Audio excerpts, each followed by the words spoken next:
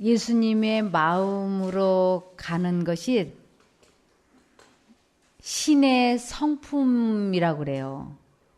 그래서 신의 성품에 참여한 자들이 천국에 간다고 되어 있습니다. 여기 베드로후서 1장 3절에서 4절 좀 보여주시죠. 그리스도께서는 신적인 능력으로 생명과 경건에 관한 모든 것을 우리에게 주셨습니다.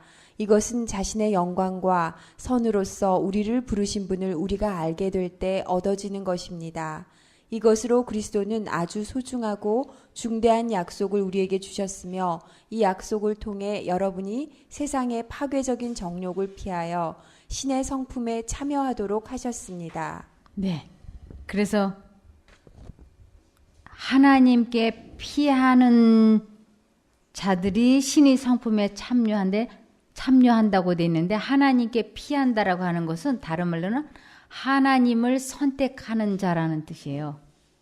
그래서 하나님을 선택한다라고 하는 건 또 다른 말로는 하나님을 믿는 자라는 뜻입니다. 그래서 하나님께 피한다, 하나님을 믿는다, 하나님을 선택한다, 사실은 다 포괄적이지만 같은 내용이라고 할 수 있습니다.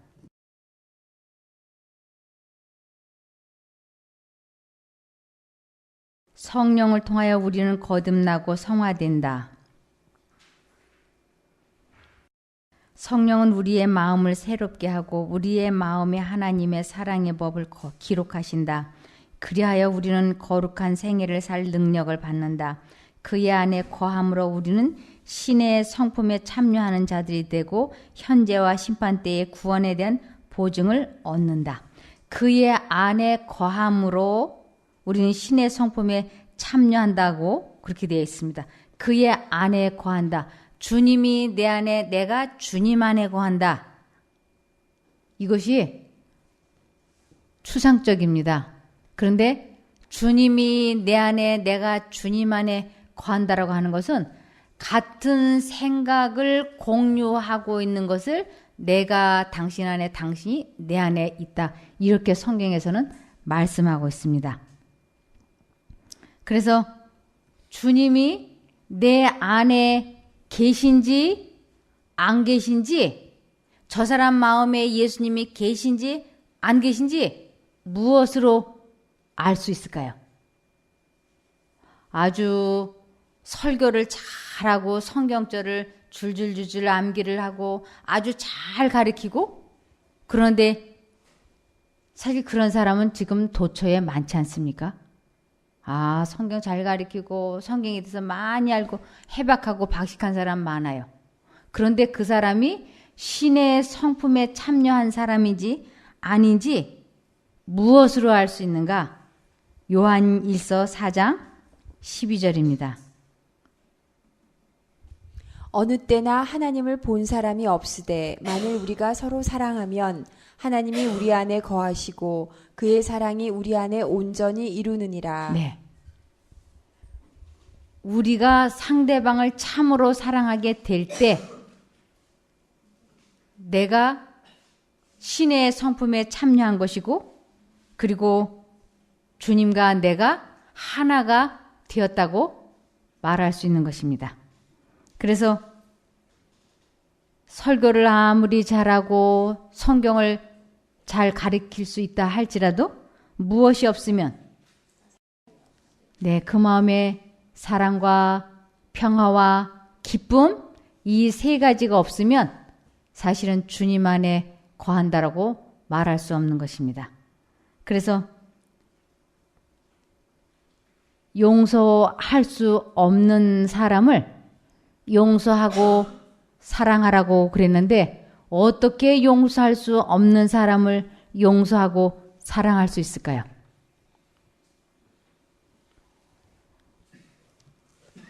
그것을 이렇게 공식화되어 있습니다. 이사야 43장 25절을 보시겠습니다. 나 곧 나는 나를 위하여 내 허물을 도말하는 자니 내 죄를 기억지 아니하리라. 네. 우리 하나님께서는 사람을 용서하지 않고서는 견딜 수가 없으신 분이세요. 그래서 사랑한다고 하는 것은, 용서한다고 하는 것은 상대방의 허물을 덮어주는 것이며 기억조차 하지 않는 것을 용서했다라고 얘기하고 사랑한다라고 하는 것입니다.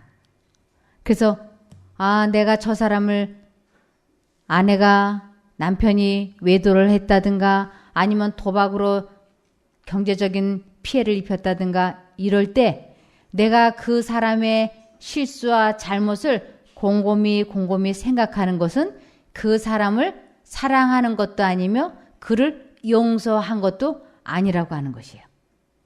그래서 우리가 누군가를 용서해야만이 마음이 편안하지 않습니까?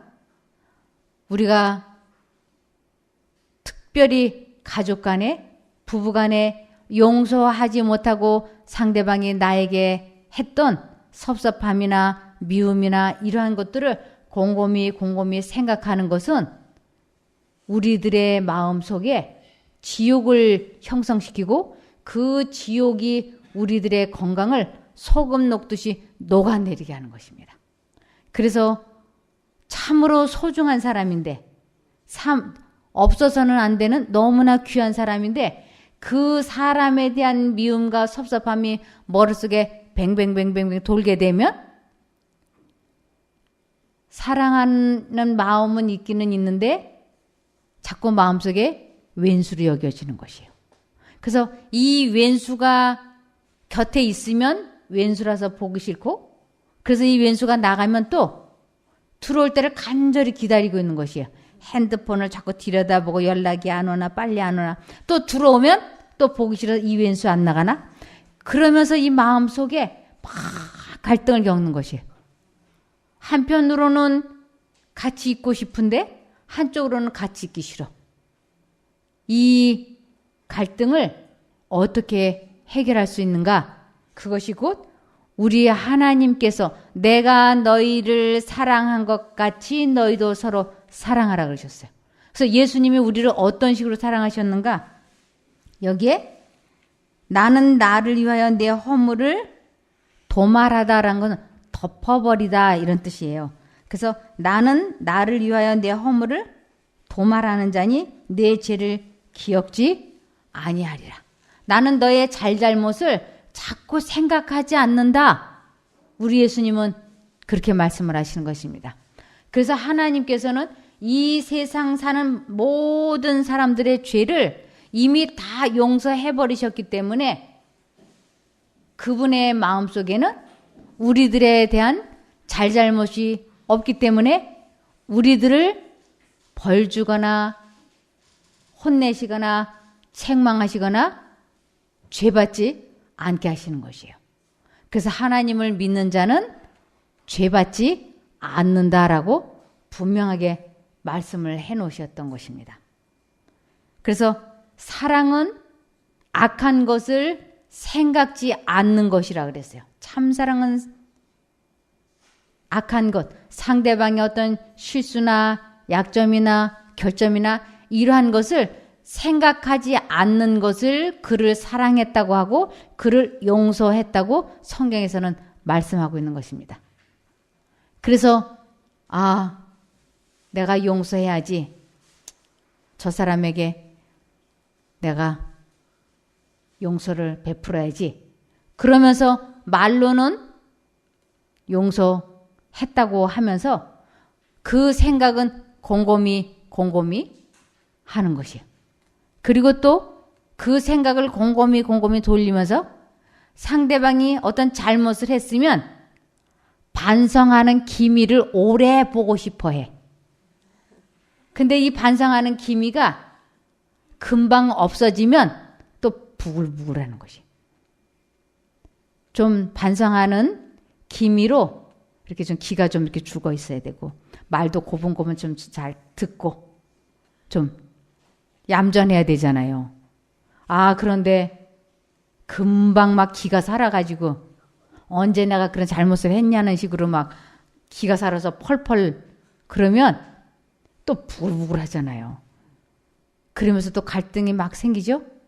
내가 용서한다고 했는데 왜 이게 용서가 안 되고 미울까? 왜 원망스러울까? 왜 야속할까? 왜 이렇게 섭섭하지? 이렇게. 그런데 참된 용서는, 참된 사랑은 악한 것을 뭐조차 하지 않는 거라고요. 생각조차 하지 않는 것을 용서라고 하고 참사랑했다라고 해주는 것이에요. 그것은 누구의 마음이냐면 예수님의 마음인 거예요. 그래서 너희 안에 이 마음을 품으라 곧 그리스도 예수의 마음이라. 또 다르게는 너희 안에 이 생각을 품으라 곧 그리스도 예수 안에도 있는 생각이니라. 이렇게 되어 있는 것이에요. 근데 문제는 용서해야지. 사랑해야지. 애들을 위해서라도, 그래서 나 하나 죽으면 집안이 조용하고 애들을 위해서도 참아야지. 용서해야지. 그런데 이 미운 상대방의 실수와 약점이 머릿속에 뱅뱅뱅뱅뱅뱅 돌아가는 것이에요. 이것을 어떻게 해결을 하는가? 이것이 공식이 나와 있는 것입니다. 어떤 공식이냐면 이 생각이 머릿속에 뱅뱅뱅뱅 돌아갈 때 내가 이 생각을 하지 않겠다고 결심을 하는 것을 내가 죽었다라고 얘기하는 것이에요. 그 생각에 대해서는 죽었다. 그 감정에 대해서는 죽었다. 그리고 하나님을 생각하고 그분의 생각을 내 마음에 품는 것을 죄에 대해서는 죽고 하나님, 의에 대해서는 산 자가 되었다라고 하는 것입니다. 이렇게 되기 위해서는 그 마음속에 악한 생각이 막 돌아갈 때 그 생각을 하지 않겠다고 굳게 결심을 하고 하나님을 부르는 것이 쉽다면 얼마나 좋겠어요. 근데 쉽지 않으니까 문제예요. 이 나쁜 생각이 들어오는 속도는 빛의 속도보다 더 빨라요. 그래서 아차하는 순간 그 생각이 들어와서 우리들의 마음을 막 어지럽히는 것이에요. 때로는 어떤 정욕이, 때로는 어떤 분노가, 때로는 어떤 질투가, 때로는 후회가, 열등감이, 분노가, 이러한 것이 우리 마음속을 휘몰아쳐 들어올 때 그것을 사람의 힘으로는 절대로 다스릴 수가 없어요.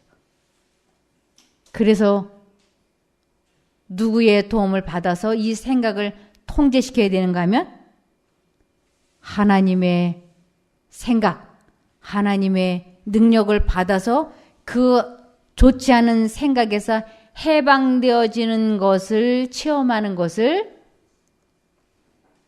신의 성품에 참여했다라고 얘기하는 것입니다.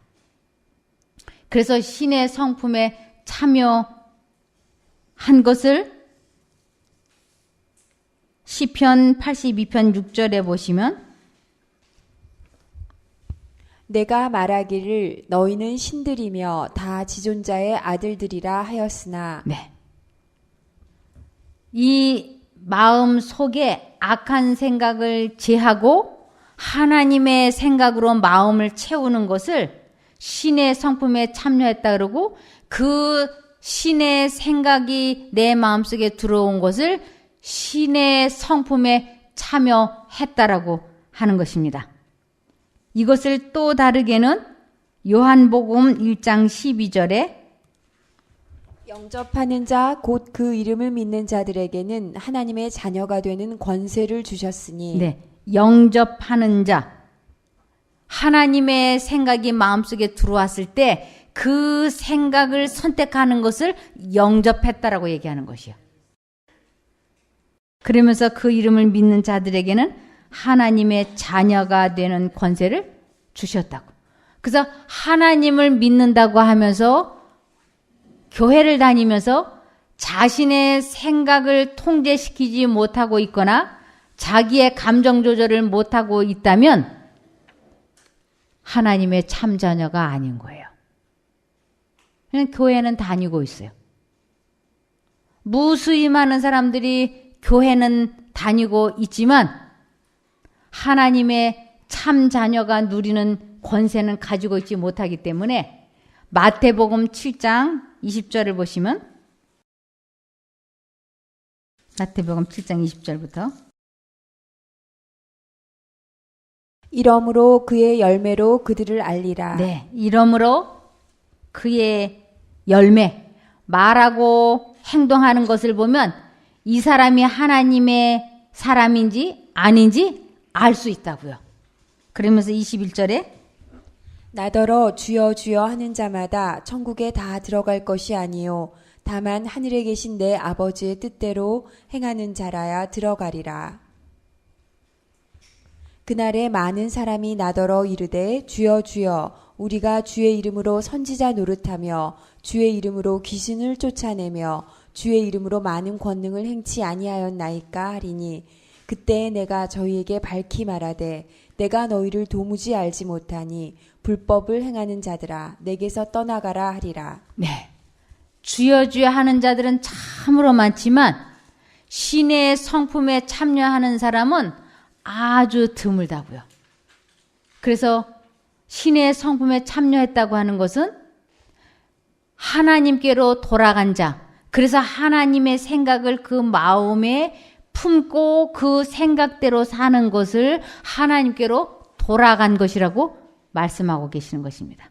그래서 아무리 교회를 오래 다니고 선지자 노릇을 하고 온갖 봉사를 다 하고 온갖 선지자 노릇, 여기 귀신을 쫓아내고 주의 이름으로 많은 권능을 행하였다 할지라도 자신의 마음을 다스리지 못하고 있다는 것은 신의 성품에 참여하지 못한 자, 즉 하나님의 자녀가 누리는 권세를 갖고 있지 못하기 때문에 열매가 예수님의 품성이 아니기 때문에 주님께서는 내가 너희를 도무지 알지 못한다라고 하는 것입니다. 우리 육신의 부모들도 아이들이 누구를 빼어 닮을까요? 자기 부모를 그대로 빼어 닮잖아요. 목소리하며 식성, 품성, 키, 피부색, 머리 색깔 다 닮지 않습니까? 우리가 하나님의 참자녀가 되면 우리들의 말하는 것, 취미, 사고방식이 전부 다 누구를 닮느냐면 예수님을 빼어 닮는 것이에요. 그래서 예수님께서 이 세상에 오셨을 때 어떤 사람을 데리고 가시느냐 하면 꼭 자기를 빼어 닮은, 예수님을 빼어 닮은 사람을 데리고 가신다고 요한일서 3장 2절에 말씀하고 있습니다. 사랑하는 자들아 우리가 지금은 하나님의 자녀라. 장래에 어떻게 될 것은 아직 나타나지 아니하였으나 그가 나타내심이 되면 우리가 그와 같을 줄을 아는 것은 그의 계신 그대로 볼 것을 인함이니. 네, 분명히 사랑하는 자들아 우리가 지금은 하나님의 자녀라. 장래에 어떻게 될 것은 아직 나타나지 아니하였으나, 지금은 우리가 교회를 다니고 있지만 아직은 누가 하나님의 참자녀인지 아닌지 아직은 잘 분별이 안 되고 있는 것이에요. 그러나 주님께서 그가 나타내심이 되면, 이것은 재림의 날에 우리 주님께서는 아시는 것이에요. 누가 내 자녀고 아닌지를. 그래서 당신을 빼어 닮은 사람을 데리고 가시겠다고 말씀하시는 것입니다. 여기 시편 51편 8절을 보시면 나로 즐겁고 기쁜 소리를 듣게 하사 주께서 꺾으신 뼈로 즐거워하게 하소서. 네. 내 감정을 조절하기 위하여, 내 생각을 통제시키기 위하여 우리는 하나님의 생각이 마음속에 들어왔을 때, 사단의 악한 생각이 들어왔을 때, 이 나의 본성에 아주 꼭 맞는 생각이 들어왔을 때 이 생각을 포기하고 하나님 쪽을 선택하는 것이 쉽지가 않은 것입니다. 그래서 그 쉽지 않은 그 일을 해낸 것을 성경에서는 뼈가 꺾어졌다고 얘기를 해요. 이 뼈가 꺾어졌다고 하는 것은 우리들이 흔히 그러죠. 뼈를 깎는 것 같다. 뼈가 꺾어졌다. 다 같은 말이에요.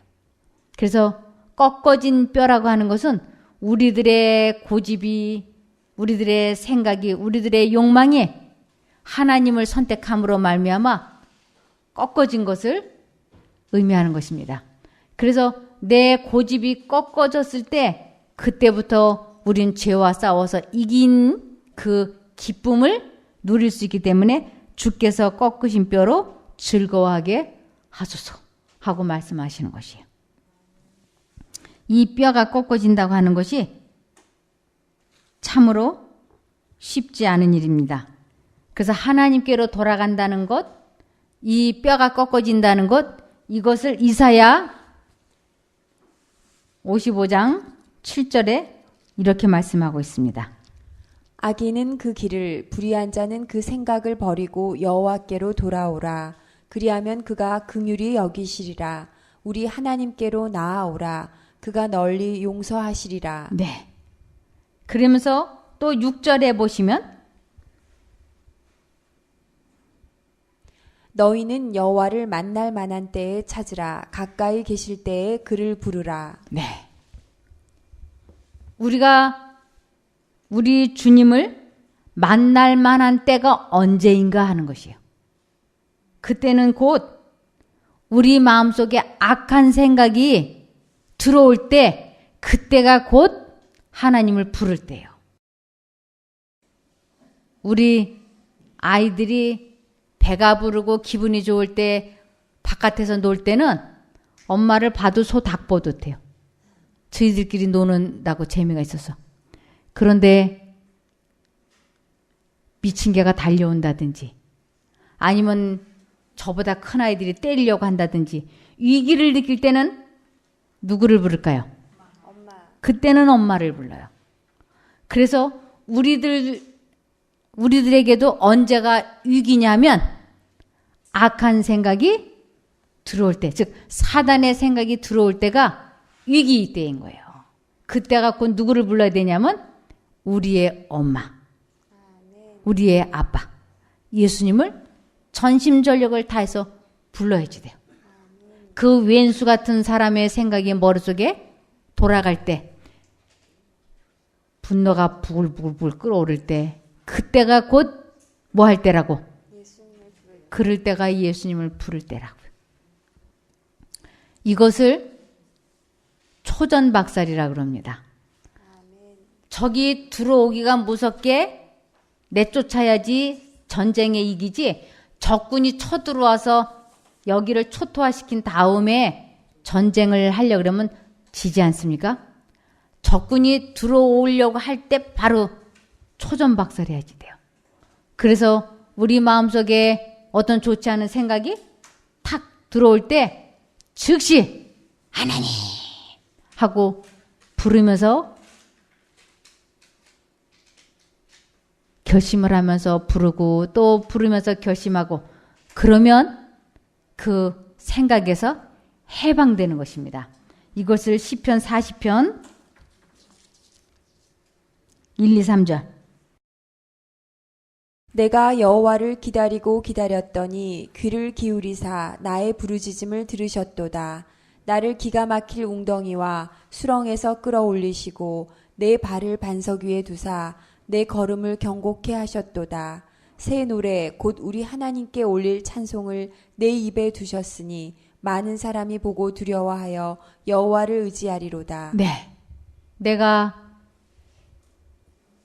좋지 않은 감정이나 기분이나 느낌이나 욕망이 우리 마음속에 탁 하고 치고 들어오자마자 바로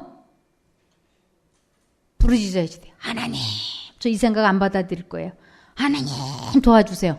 그러면서 정말 1분은 60초, 60번 부른다 생각하시고 막 예수님을 불러야지 돼요. 왜 예수님을 이렇게 초당 불러야 되는가? 왜 예수님을 쉬지 않고 계속 불러야 되는가? 여러분, 비바람이 몰아치고 비가 막 쏟아질 때 우산을 피면 그 우산 밑에 꼼짝 말고 있어야지. 우산을 접으면 소나기를 맞잖아요. 이 우산을 밑으로 제친다든지 접는다든지 하면 비를 흠뻑 맞잖아요. 비가 올 때는 무조건 우산 밑에서 꼼짝 말고 있어야지 돼요. 우리들의 우산 역할을 해주시는 분이 예수님이에요. 이 나쁜 생각이 들어오는 속도는 빛의 속도보다 더 빨라요. 샥샥샥 들어오잖아요. 그 무서운 소나기가 들어올 때는 예수님이라고 하는 우산을 폈으면 꼼짝 말고 붙잡아야지 돼요. 예수님, 예수님. 예수님을 안 부르고 멈칫하면 그 생각이 들어와서 내 마음을 초토화시키니까. 그래서 마음을 지키기 위하여 예수님을 끊임없이 불러야지 돼요. 제 경험으로는 20번을 부르지 않아서 마음이 다스려지더라고요. 예수님, 예수님, 예수님. 내가 얼마나 큰 결심을 하고 예수님을 불렀느냐에 따라서 마음이 평화가 오든지 초토화가 되든지 둘 중에 하나예요. 그래서 예수님, 예수님 도와주세요. 예수님.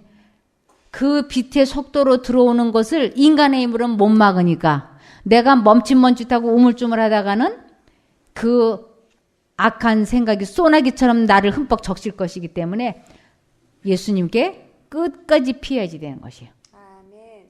그러면 그 기가 막힐 웅덩이와 수렁에서 내가 해방되어지는 것을 예수님이 경험케 해주신다니까요.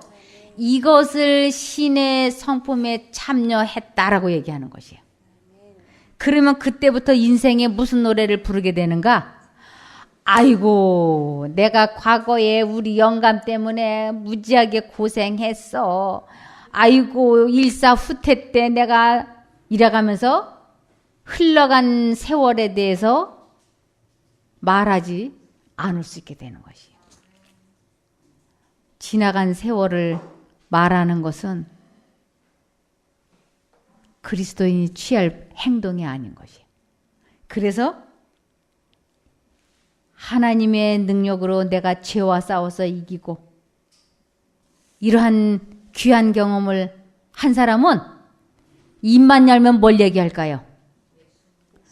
하나님이 내 영혼을 위하여 행하신 이 놀라운 이야기를 앉으나서나 그 얘기만 해.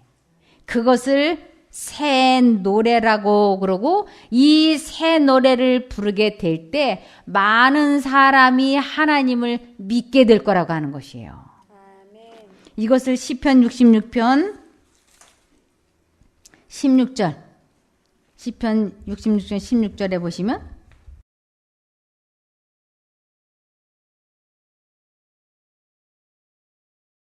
하나님을 두려워하는 너희들아 다 와서 들으라. 하나님이 내 영혼을 위하여 행하신 일을 내가 선포하리로다. 네. 하나님이 내 영혼을 위하여 행하신 이 놀라운 일을 선포하는 것이 곧 전도인 거예요. 그래서 여기 베드로 전서 3장 15절에 보면 베드로전서 3장 15절에 보면 너희 마음에 그리스도를 주로 삼아 거룩하게 하고 너희 속에 있는 소망에 관한 이유를 묻는 자에게는 대답할 것을 항상 예비하되 온유와 두려움으로 하고. 네. 우리 마음에 예수님을 주인으로 모시고 있다가 누군가가 하나님을 왜 믿느냐고 물어볼 때는 온유와 두려움으로 하라고. 온유는 아주 친절하게, 그리고 두려움으로 하는 건 나를 혹시라도 막 자랑해버리지 않을까 봐. 히스기야에게 바벨론 사람들이 어떻게 해시계가 뒤로 저렇게 물러갔느냐, 당신이 어떻게 했길래 이 해시계가 뒤로 물러갔느냐라고 사람들이 물어왔을 때 히스기야가 아주 온유와 두려운 마음으로 하나님께서 당신을 섬기고 택하고 믿는 사람을 위하여 해를 10도나 뒤로 물러가게 해주셨다고 상천하지에 이와 같은 신은 전에도 이후에도 없었노라고 오직 하나님만 높이고 나타내야 되는데 이 히스기야가 그에게서 하나님이 떠나고 없으니까 누구를 나타내느냐 하면 자신을 높이는 것이에요. 하나님이 내 영혼을 위하여 행하신 이 놀라운 이야기를 해야 되는데 히스기야가 그러한 큰 실수를 했던 것입니다.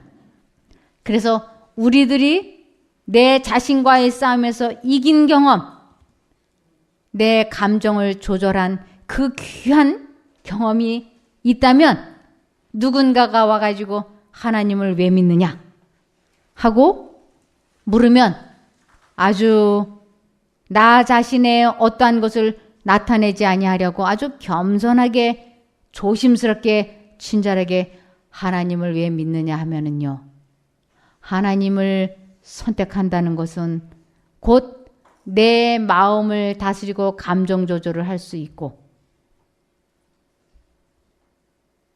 악습에서 죄에서 해방될 수 있는, 죄를 다스릴 수 있는 힘을 소유하는 것, 이것 때문에 하나님을 믿는 것입니다 라고 말해야 된다고요.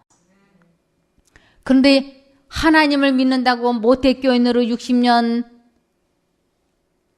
80년 신앙생활 했지만 하나님이 내 영혼을 위하여 행하신, 즉 나 자신과의 싸움에서 이겨본 경험이 없는 사람은 누군가가 왜 교회 다니느냐, 왜 하나님을 믿느냐라고 물어보면 막 횡설수설하는 것이에요.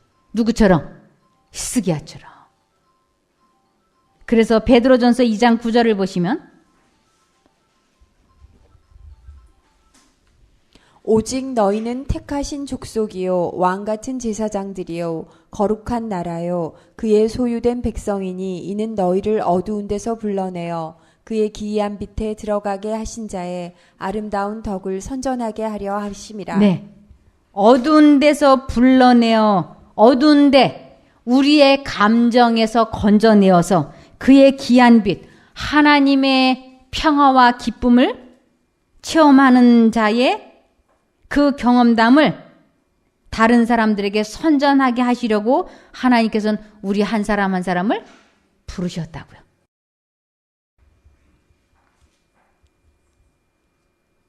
주님께서는 우리들에게 내 안에 거하라고 거듭거듭 말씀하십니다. 요한복음 15장 4절. 내 안에 거하라 나도 너희 안에 거하리라.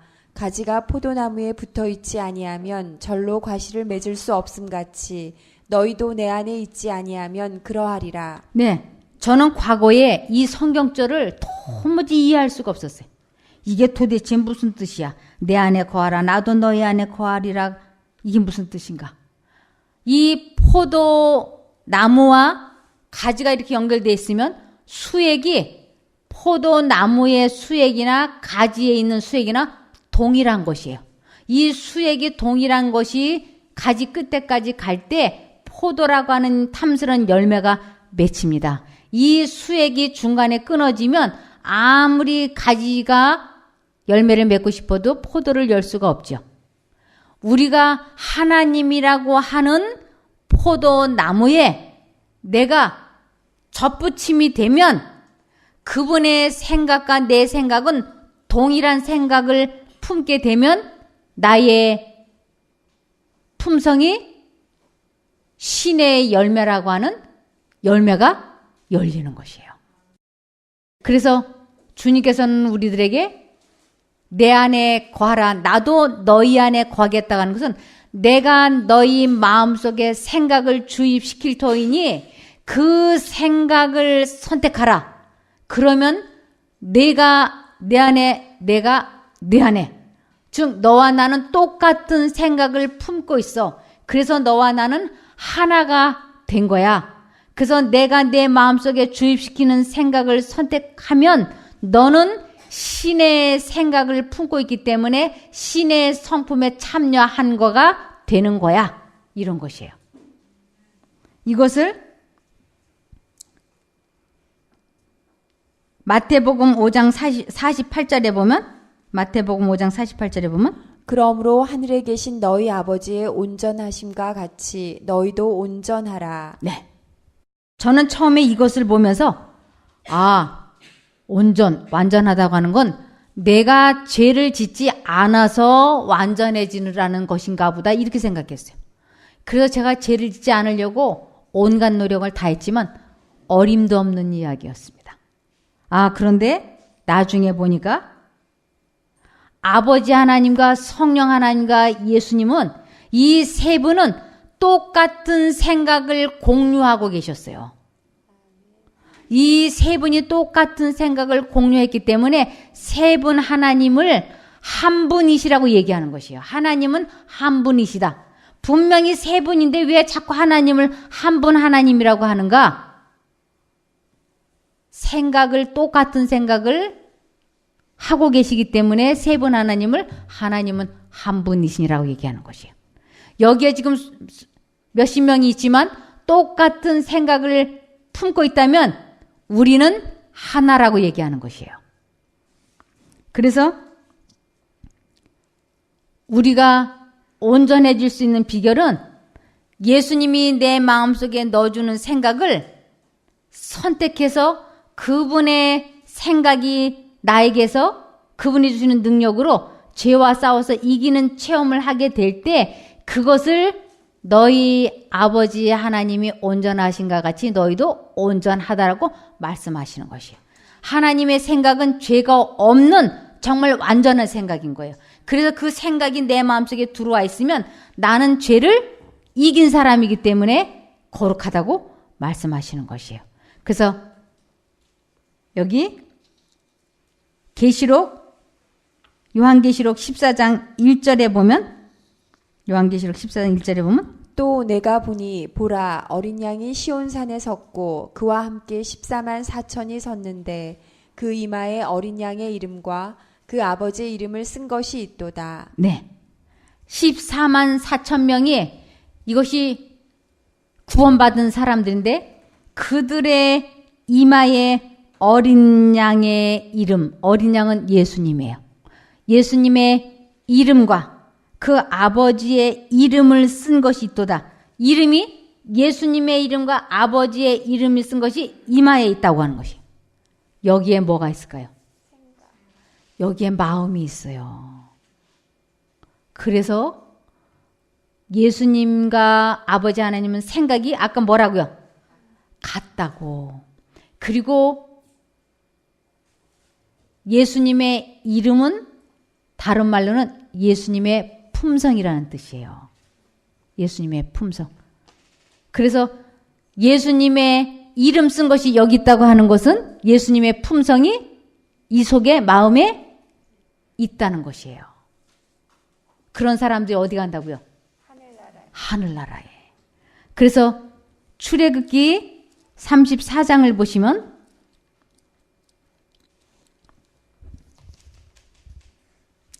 (5절부터) 보시면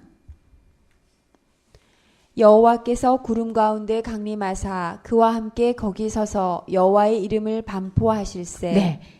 여호와의 이름, 하나님의 이름을 사람들에게 알게 해주시는데 그 이름이 곧 무엇을 나타내는지를 알려주시는 것이 6절이에요. 여호와께서 그의 앞으로 지나시며 반포하시되 여호와로라 여호와로라 자비롭고 은혜롭고 노하기를 더디하고 인자와 진실이 많은 하나님이로라. 네. 그래서 여호와의 이름, 예수님의 이름은 곧 예수님의 품성을 나타내는 것입니다. 그래서 14만 4천 명의 이마에 예수님의 품성, 하나님의 품성은 똑같지 않습니까? 사랑이에요. 그래서 14만 4천인의 이마에는 다 뭐가 있다고요? 사랑이 있는 것이에요.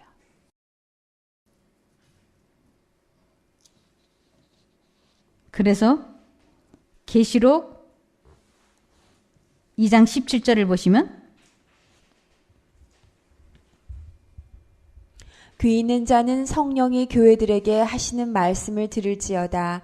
이기는 그에게는 내가 감추었던 만나를 주고 또 흰 돌을 줄 터인데 그 돌 위에 새 이름을 기록한 것이 있나니 받는 자밖에는 그 이름을 알 사람이 없느니라. 네, 하나님의 자녀가 되는 그 사람들에게는 아버지께서 죄와 싸워서 이긴 당신의 참 자녀들에게는 새 이름을 새로 지어준다고요. 이름은 아버지가 지어주게끔 되어 있습니다. 우리들이 이 세상에 살면서 불려지는 이름은 이 땅에서만 불려지는 것이에요. 이 땅에 살아있는 동안에만 불려지는 이름이에요. 죽으면 그 이름이 잊혀지는 것입니다. 그런데 우리가 죄와 싸워서 이기는 하나님의 참자녀가 될 때 하나님께서 우리의 이름을 지어주시는 것이에요. 그리고 우리가 천국에 갈 때 아버지께서 우리의 이름을 불러주시면서 흰돌을 주시는데 거기에 새겨진 이름은 누구만 안다고요? 아버지와 나만. 그러면서 그 이름을 받을 때 왜 이름을 나만 안다고 했는가 하면 내가 죄와 싸워서 이기는 그 경험을 했던 그 순간을 아버지 하나님께서 생각나게 쫙 해주시는 것이에요. 내가 거듭나던 그 순간, 내가 죄와 싸워서 이기던 그때, 내 뼈가 부러지던 그 순간을 너와 나는 알고 있지 않냐.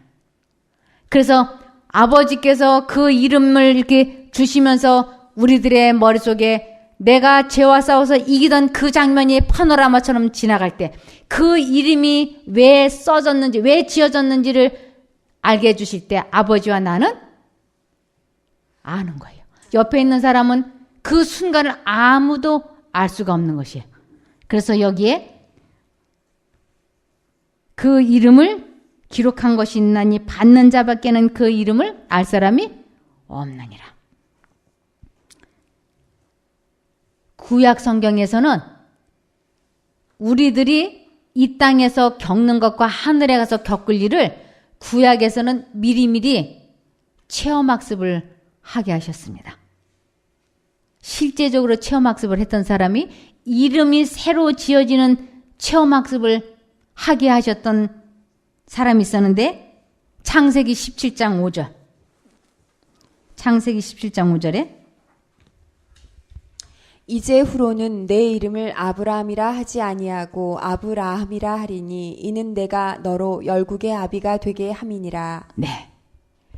아브라함이 아브라함이라고 이름이 바뀌어지고 사레가 사라라고 하는 이름이 바뀌어진 것은 그들이 완전히 거듭난 것을 경험했을 때예요. 그래서 이 아브라함과 사라로 이름이 바뀐 이 부분은 이때 이후로 그들의 죄가 성경에 더 이상 기록되지 않았어요.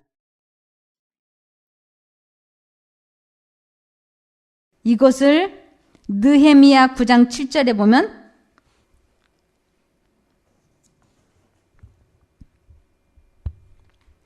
주는 하나님 여호와시라. 옛적에 아브라함을 택하시고 갈대아 우르에서 인도하여 내시고 아브라함이라는 이름을 주시고. 네, 갈대아 우르라고 하는 곳에서 이끌어내시고 그의 품성이 바뀌었을 때 하나님께서는 그의 이름을 아브라함이라고 하나님께서 지어주셨어요. 아브라함이라고 하는 것은 아버지가, 이 세상 아버지가 지어준 이름이고 갈대아 우르에서 본토 친척 아비집을 떠나서 하나님의 이끄심으로 그분의 아버지 하나님의 품성으로 바뀌었을 때 이름을 이제는 아버지 하나님께서 지어주신 것이에요.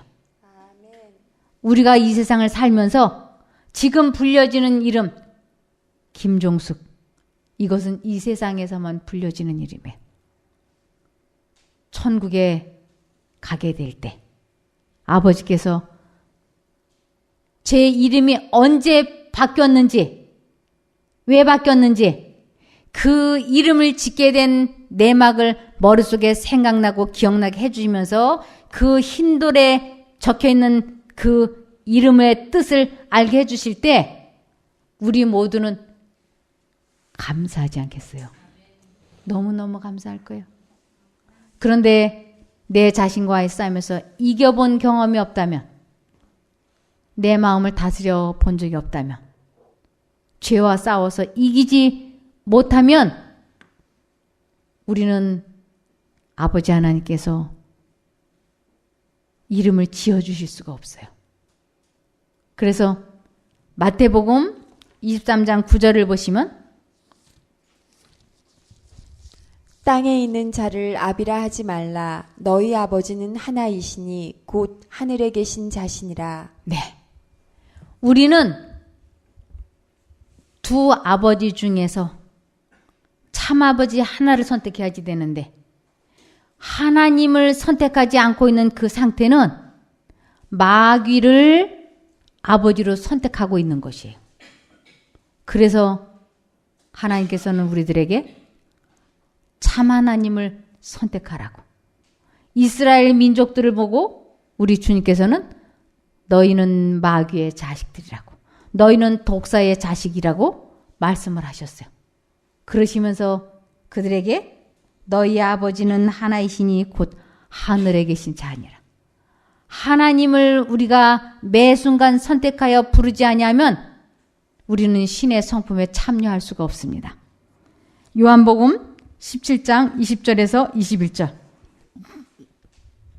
내가 비옵는 것은 이 사람들만 위함이 아니요 또 저희 말을 인하여 나를 믿는 사람들도 위함이니 아버지께서 내 안에 내가 아버지 안에 있는 것 같이 저희도 다 하나가 되어 우리 안에 있게 하사 세상으로 아버지께서 나를 보내신 것을 믿게 하옵소서. 네, 지금 제가 우리 예수님의 기도의 응답으로 제가 어떻게 하면 하나님과 하나가 될 수 있는지를 지금 이렇게 설명해 드리지 않습니까? 지금 이게 그 말씀이에요. 내가 비옵는 것은 그때 당시 사람들만 위함이 아니요 또 저희 말을, 제 말을 인하여 나를 믿는 사람들도 위함이니 아버지께서 내 안에 내가 아버지 안에 있는 것 같이 저희도 다 하나가 되어 우리 안에 있게 하사 세상으로 아버지께서 나를 보내신 것을 믿게 하옵소서. 그래서 아버지 하나님의 마음속에 있는 그 생각이 예수님의 마음속에도 성령 하나님의 마음속에도 있고 그 생각이 성령에 의하여 제 마음속에 심겨지면 저는 죄와 싸워서 이기는 사람이 될 것입니다. 근데 그 생각이 들어왔는데 세상 쪽의 생각을 선택하면 저의 아버지는 하나님 아버지가 아니고 마귀가 될 것입니다. 그래서 하나님의 생각이 내 마음에 들어오고 내 생각이 여러분들에게 전달이 되고 여러분들도 하나님의 생각을 마음에 품으면 선택하시면 여러분도 다른 사람들에게 하나님이 내 영혼을 위하여 행하신 이 놀라운 일을 내가 선포한다고 하는 것을 기쁨으로 하게 될 것입니다. 아무쪼록 주 안에서 하나가 되기를 기원하며 말씀을 마치겠습니다. 기도하겠습니다. 하늘에 계신 저희들의 아버지 하나님, 저희들이 잠깐도 주님을 잊어버리지 않게 하여 주시옵소서. 빛보다 더 빠른 속도로 저희들의 마음속에 사단이 생각을 주입시키고 있으나 하나님은 사단보다 더 능력이 크심으로 저희가 하나님을 선택하여 부르짖어 기도하면 하나님께서 그 기가 막힐 웅덩이와 수렁에서 구원해 주실 줄 믿습니다. 이것을 경험하는 저희들이 되게 도와주시기를 예수님 이름으로 기도드리옵나이다. 아멘.